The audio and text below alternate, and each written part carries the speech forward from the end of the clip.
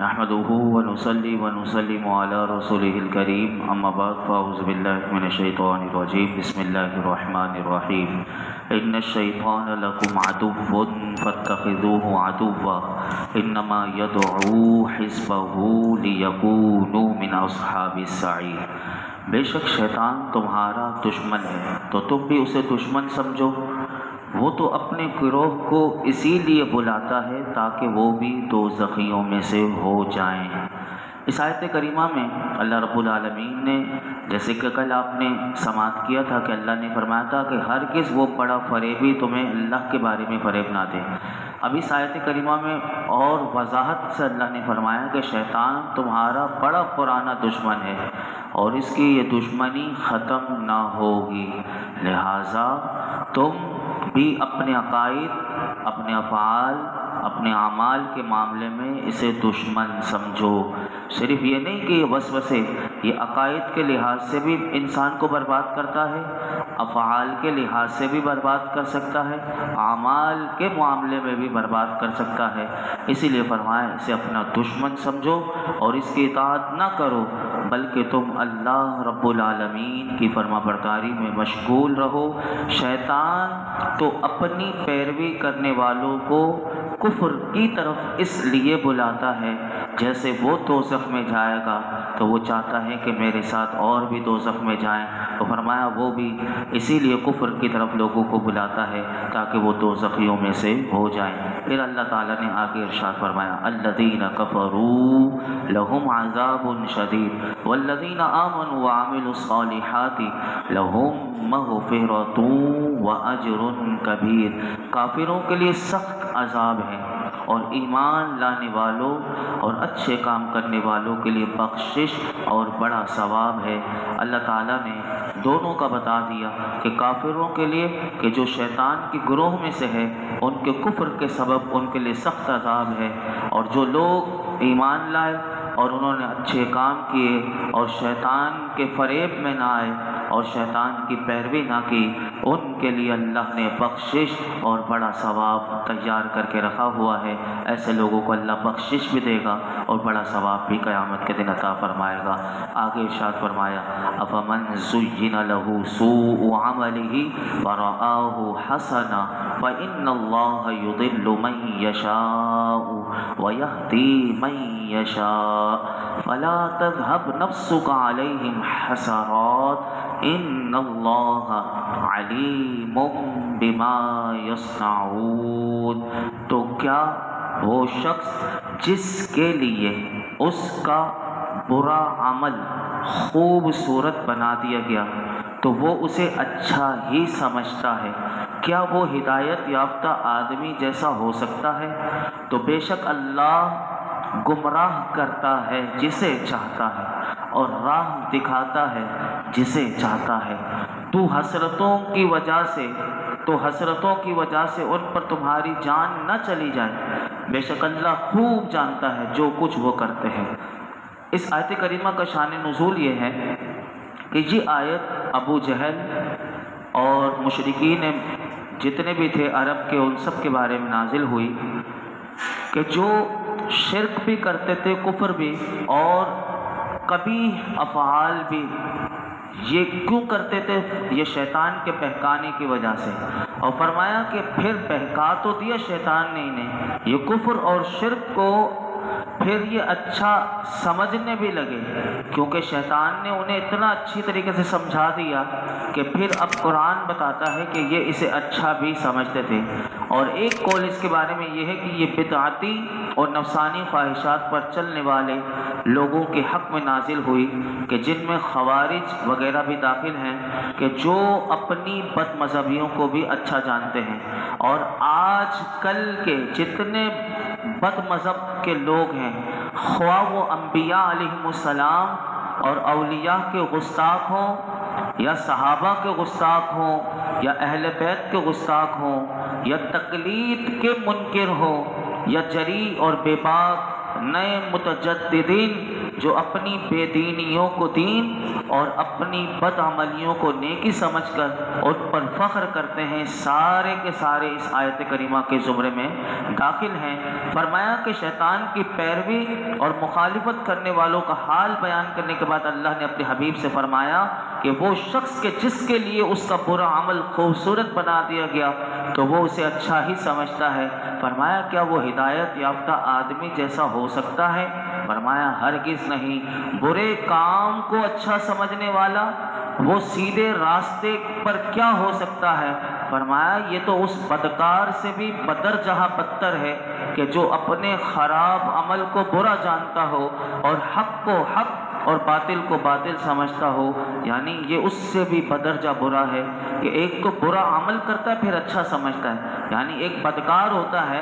وہ اپنے عمل کو برا تو سمجھتا ہے، حق کو حق باطل کو باطل۔ فرمایا یہ تو اس سے بھی بدرجہ بدتر ہے۔ آج ہمارے معاشرے میں جب ہم دیکھتے ہیں تو یہ بہت بڑا المیہ ہے کہ لوگ برے اعمال کو اچھا سمجھ کر کرتے ہیں، یوں ہی لوگوں کے سامنے برے اعمال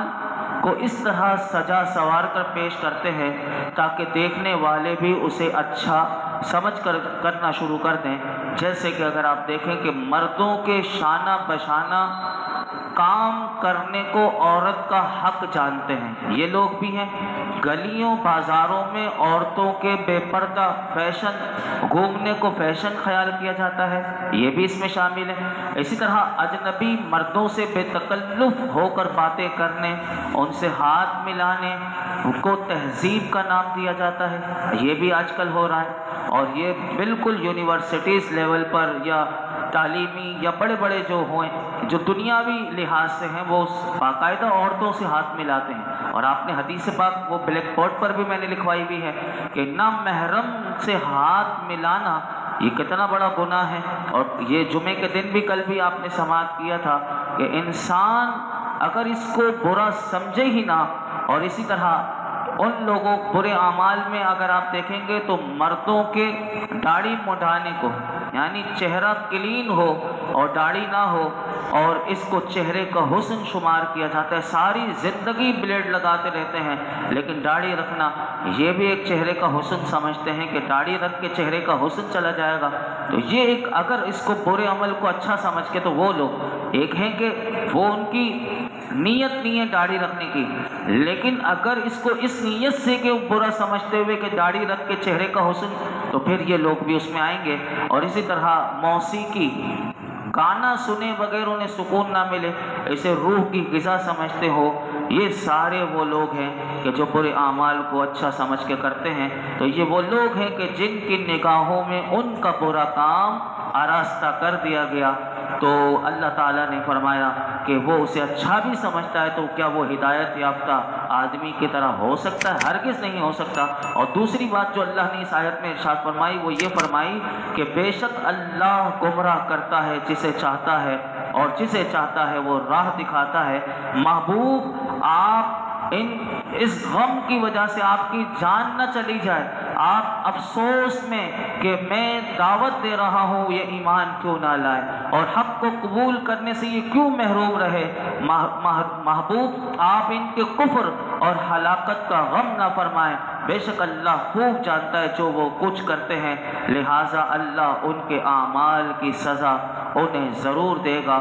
اور اس میں علماء کہتے ہیں کہ مبلغ کے لیے بھی بڑا پیغام ہے کہ جو تبلیغ دین کرتا ہے، بعض لوگ پھٹ سے منہ پھٹ ہوتے ہیں تو کہہ دیتے ہیں تبلیغ کا تو کوئی اثر ہی نہیں ہو رہا، تو اللہ تعالیٰ نے اس آیت میں ان لوگوں کے لیے بھی پیغام دے دیا کہ مبلغ کی تبلیغ کا اثر ظاہر نہ بھی ہو تو بھی اسے غم نہیں کرنا چاہیے، اسے تو اللہ کی رضا اور ثواب پر نظر رکھنی چاہیے، اسے حق بیان کرتے رہنا چاہیے اور لوگوں کو پیغام دیتے رہنا چاہیے، چاہے لوگ اثر لیں یا نہ لیں، وہ ان کی مرضی ہے کہ وہ اگر حق کو قبول کر لیں تو بہت اچھی بات ہے، نہیں کرتے تو پھر انہیں آخرت میں جواب دہ ہونا ہے۔ آگے ارشاد فرمایا واللہ الذی ارسل الریاح فتثیر سحابا فسقناه الى بلد میت فاحیینا به الارض بعد موتها کذالک النشور، اور اللہ ہی ہے جس نے ہوائیں بھیجی تو وہ ہوائیں بادل کو ابھارتی ہیں، پھر ہم اسے کسی مردہ شہر کی طرف رواں کرتے ہیں تو اس کے سبب ہم زمین کو اس کی موت کے بعد زندہ فرماتے ہیں۔ یوں ہی حشر میں اٹھنا ہے۔ اس آیت کریمہ میں اللہ تعالیٰ نے ایک بہت بڑا غور و فکر کا پیغام دیا، اور وہ یہ کہ فرمایا کہ اللہ تعالیٰ ہی ہے کہ جس نے ہوائیں بھیجی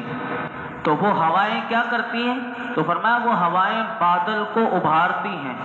اور پھر وہ اس کو چلاتا ہے بادل کو، اور اس بادل کو پورا ایڈریس دے دیا جاتا ہے، پتہ بتایا جاتا ہے اللہ کی طرف سے۔